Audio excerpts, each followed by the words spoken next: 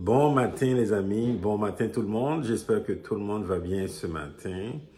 Je vous partage aujourd'hui mon témoignage sur ma délivrance de la dépendance affective. La dépendance affective affecte beaucoup de vies. Je suis convaincu que 99% de divorces, de séparations et de problèmes dans les familles sont dus à la dépendance affective. Ça affecte beaucoup de vies.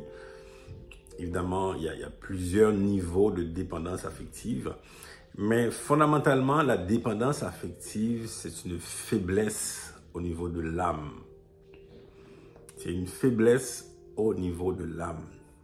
Vous savez que dans l'âme, il y a les émotions, il y a la conscience, il y a l'identité, il y a l'intellect, il y a la volonté. Donc, tout ça fait partie de l'âme. Donc, quand il y a un problème au niveau de l'âme, on parle d'une dépendance. Ça peut créer une dépendance affective. Et il y a un niveau extrême. Quand cette dépendance affective affecte des vies, quand on voit qu'il y a des comportements qui affectent des vies, comme la séparation ou le divorce, des problèmes dans les familles, c'est une oppression spirituelle de l'âme. Et ce matin, c'est de ça que je vais parler. Mon témoignage, c'est un témoignage de l'oppression spirituelle de mon âme et j'en suis délivré.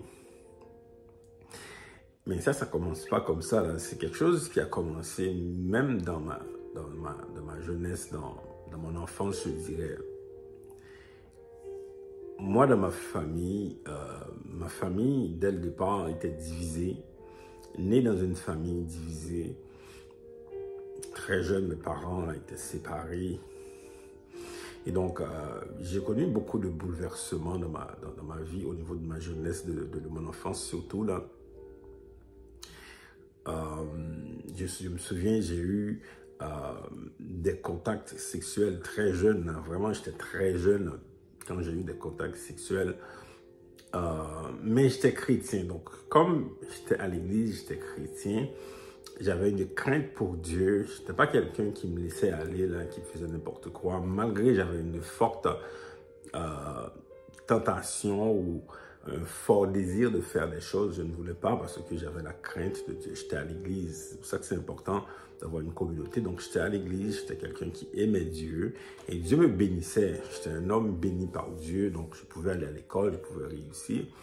Mais j'avais la dépendance affective dans ma vie.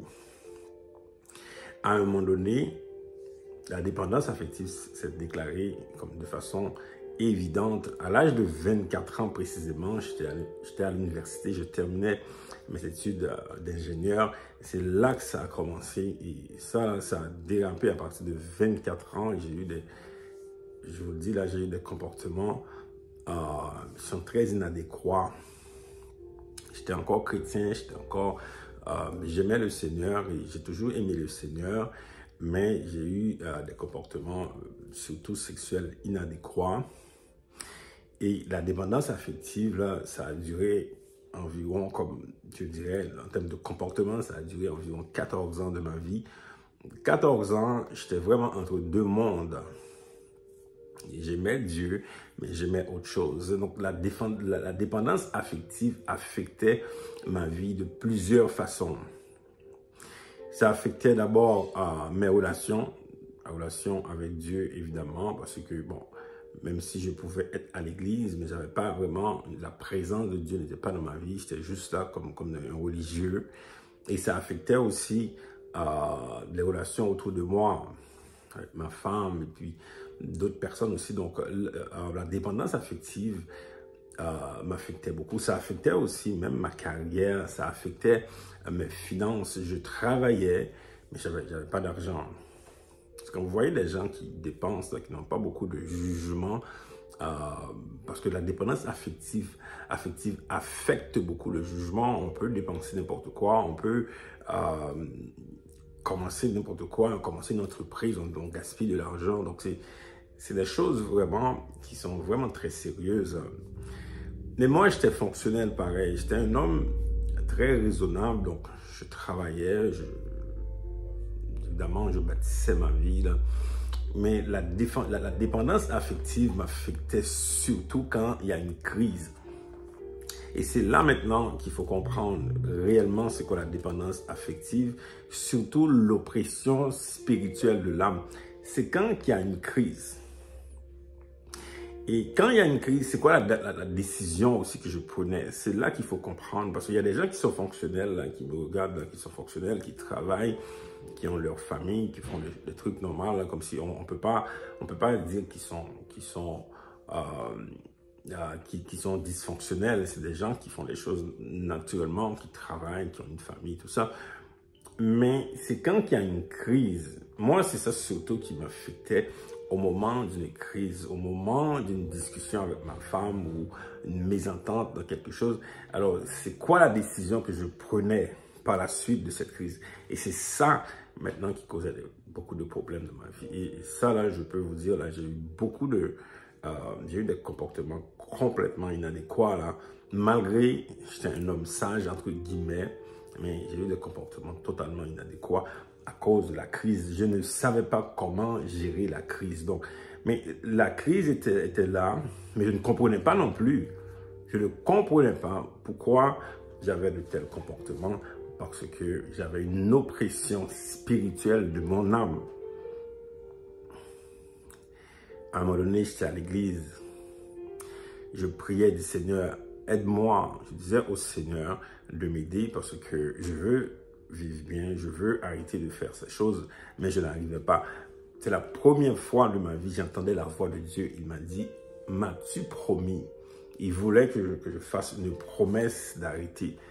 Mais malgré, j'entendais la voix de Dieu, je continuais à succomber dans mes désirs, je continuais malgré la voix de Dieu. Et donc, j'avais une oppression spirituelle qu'il fallait enlever dans ma vie. C'est ça que je vous dis. Quand la dépendance affective affecte des vies, c'est une oppression spirituelle. Et donc, c'est quand j'ai commencé à servir le Seigneur. Donc, j'ai commencé à abandonner un peu mes dépendances, un peu la pornographie. J'ai commencé à abandonner ce genre de choses, des comportements que j'avais, la manière aussi de dépenser mon argent.